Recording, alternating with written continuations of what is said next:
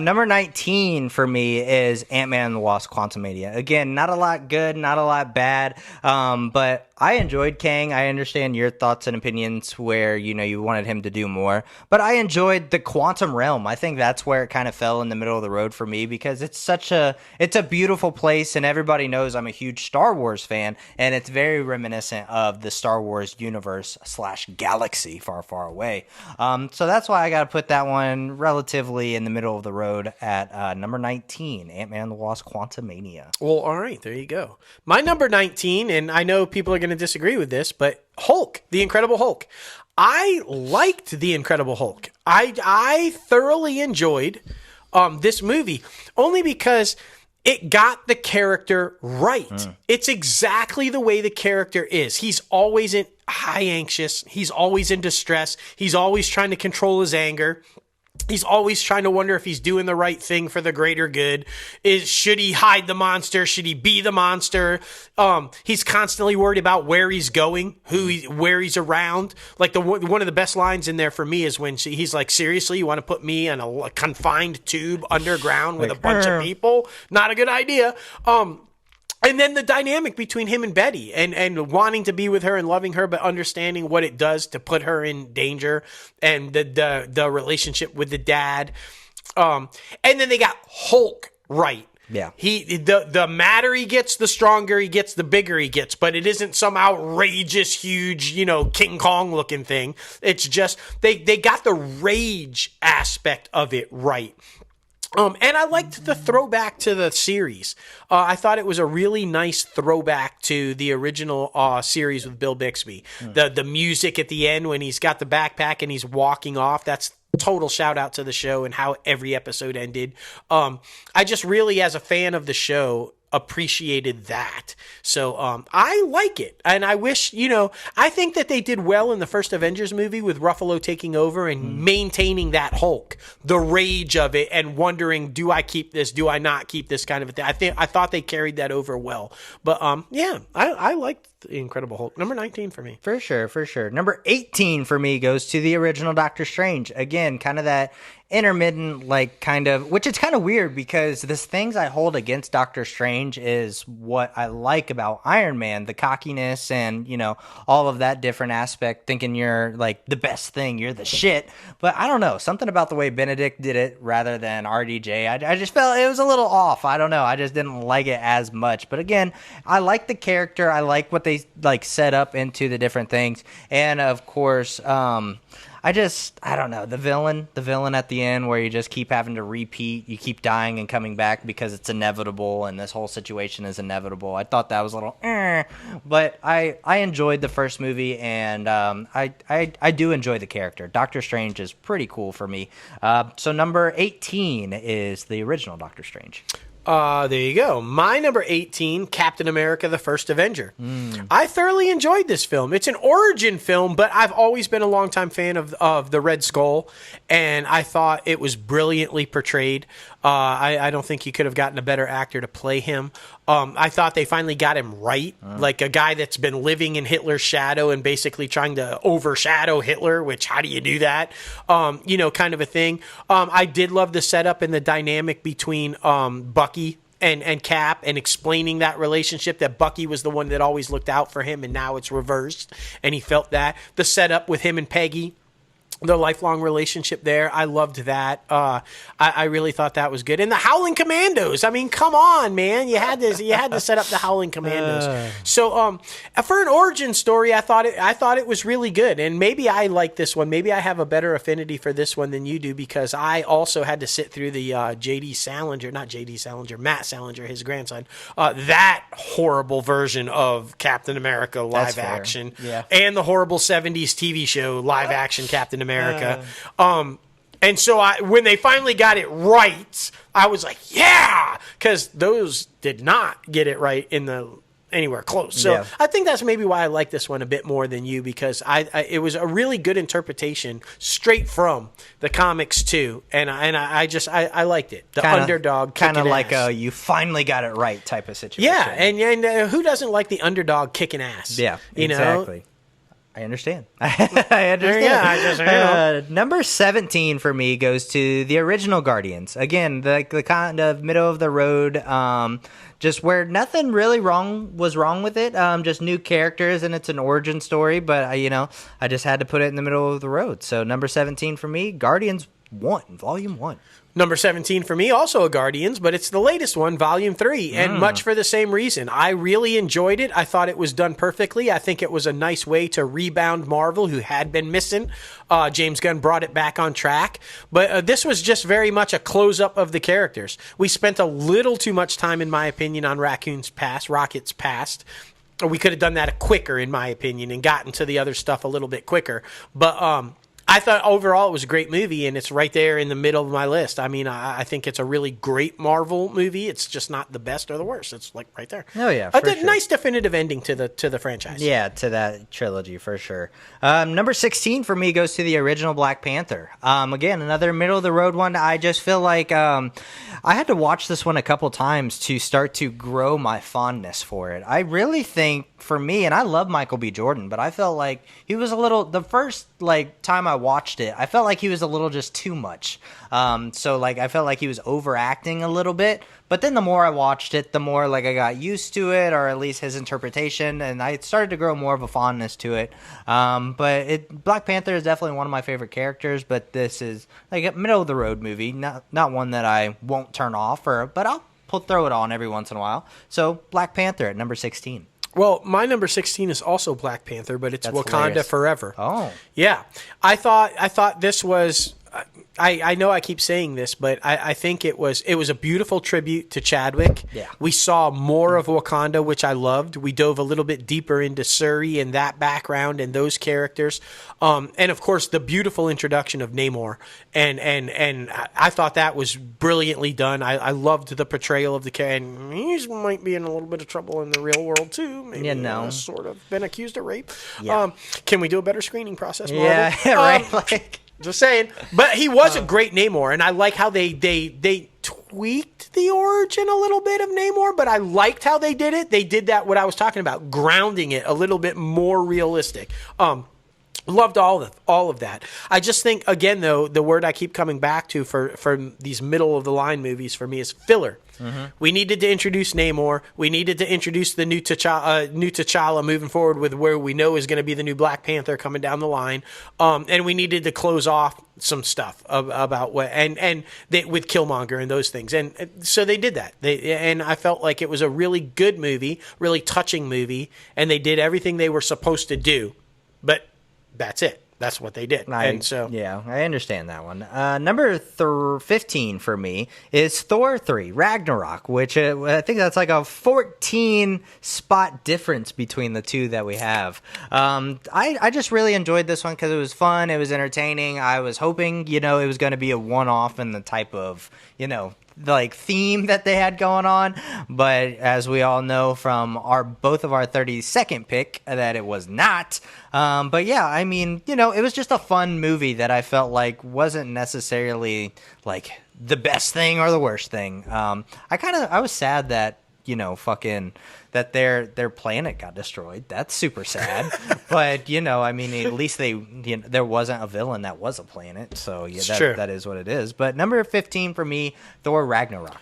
Okay, my number 15, the original Ant-Man. I loved this movie. I thought it was perfect blend of comedy with enough action. It was more comedy than action and drama, but had the stuff. It was a nice introduction. We got the flashback with the original Ant-Man and Wasp, with the digital technology, kind of a, but I thought it was a great setup for Scott and how it was all going to play out again. But this is one of those things where, okay, we need to introduce this character. Do we need a whole movie to do it? Right. You don't necessarily, but this one worked. So took a whole movie, and I thought they showed the history of Ant-Man, setting up the new Ant-Man, and they did it effectively and gave us a good movie. And so that's why I got that. I was one about to say, 15. I feel like that's kind of a special one about the Ant-Man franchises because, you got introduced to the original Ant-Man, but then they went in a different direction with Scott Lang instead of Hank Pym. I thought that was a different perspective. Yeah. So that's really good. Number 14 for me is Age of Ultron. I really like Age of Ultron because I felt like this is the perfect dynamic between serious tone and comedic tone. When they're all sitting back having a good time trying to lift Thor's hammer with that comedic tone, but then you have the seriousness of, you killed my family, blah blah blah, and fucking like setting up all the different stuff that is happening. But it is a setup movie, I mean, recognizably. But I think it is very interesting to bring in such an interesting character that is the Scarlet Witch, who starts off as a bad guy and then finishes as a good guy. So I thought that was really cool. But yeah, number 14 for me, Age of Ultron, Avengers, Age of Ultron. Well, there you go. And that one scene sets up a lot of stuff. Not only does it obviously set up Civil War and that start of that discord, but it also sets up one of the greatest things in cinematic history when you see Cap start to move that hammer. So good. Also captures Thor perfectly. That's what I'm talking about. The arrogance that he shows there. Like, what the fuck? Yeah. How are you even moving it? You shouldn't even be able to twinge it. Yeah. I'm the only fucking god in the room. That's Thor. Yeah. And so, like I said, in the Avengers movies, they get Thor right. So I liked that. I thought it was just a great scene, and it was a good movie. My number 14 is Black Widow.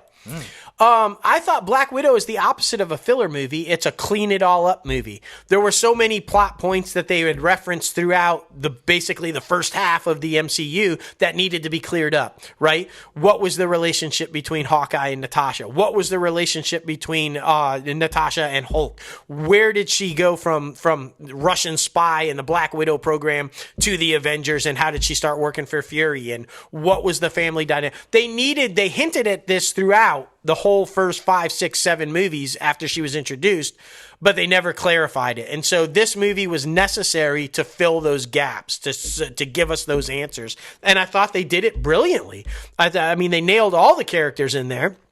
Taskmaster, kind of a hit or miss with me, but I don't think it was horribly done. I just think it could have been done, and I hope that we readdress that character down the line. But overall, I thought it was a really good movie and a nice ending, if you will, but also beginning for that character. All right, number 13 for me, this one was kind of difficult. Like we talked about at the beginning, like basically when you get to a certain point, you're like, it was very hard because it is one of my favorite Marvel movies. And I'm talking about Spider-Man Far From Home, the second one. So that's the Spider-Man sequel. I really enjoyed Jake Gyllenhaal as Mysterio. I really enjoyed them being like out of the country. I think it was Italy, right? I think it was Italy, like Italy or like somewhere over there. Europe. It's that area. Yes. Doctor Strangeness right there.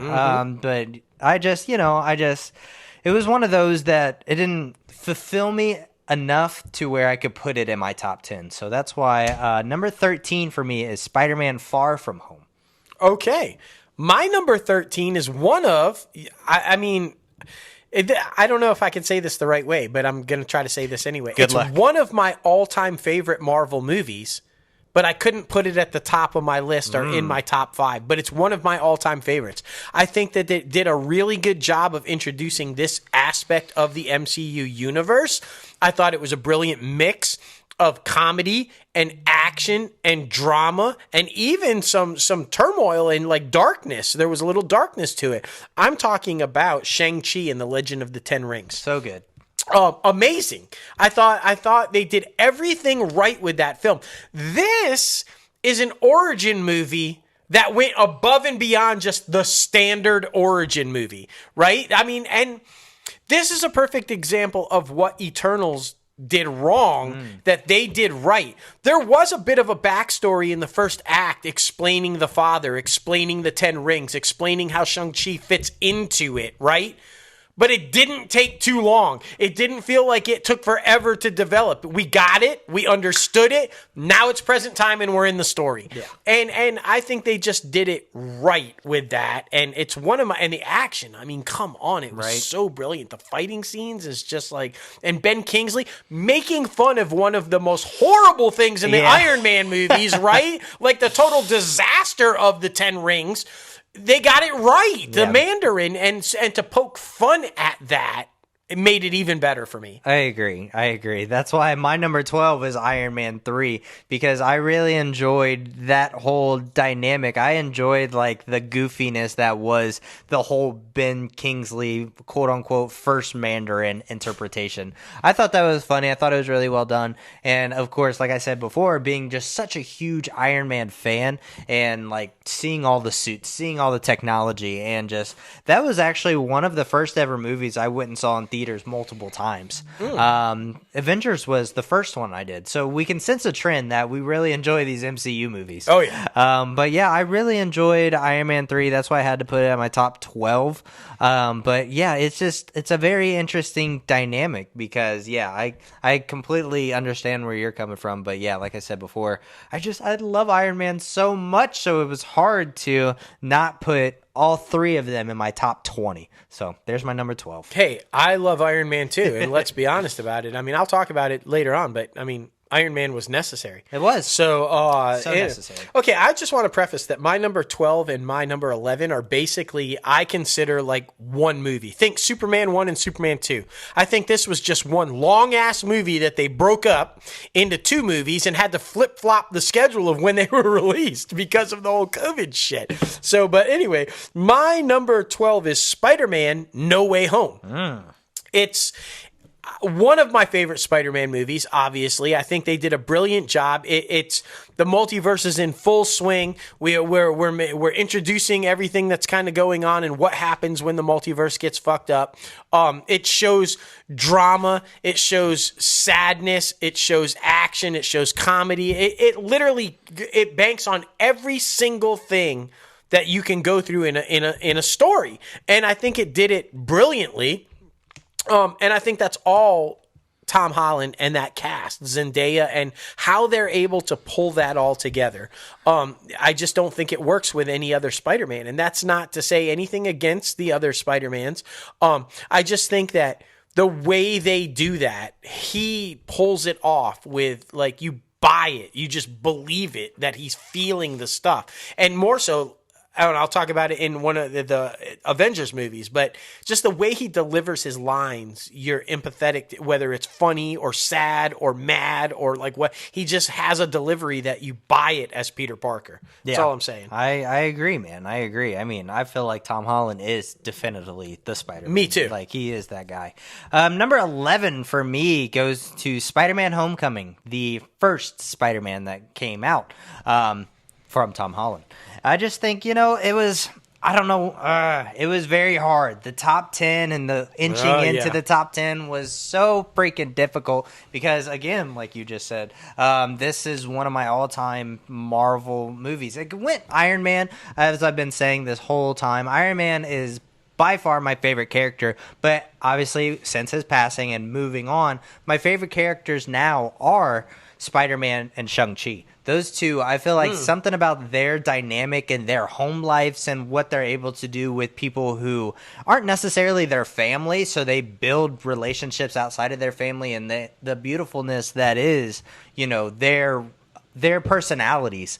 So that's why they dive into it. But yeah, I put Spider-Man Homecoming as number 11 just because I don't even know. The love interest, I feel like, I understand they were setting up Zendaya as Mary Jane, but I felt like the love interest in that one was a little bit of waste of time, in my opinion. But yeah, I think that's really it. That's the only reason why it inched out of my top 10. But it's so good. I love it. I can put that one on at any point in time. Any of my top 10 I can put out at any point in time and just sit down and watch.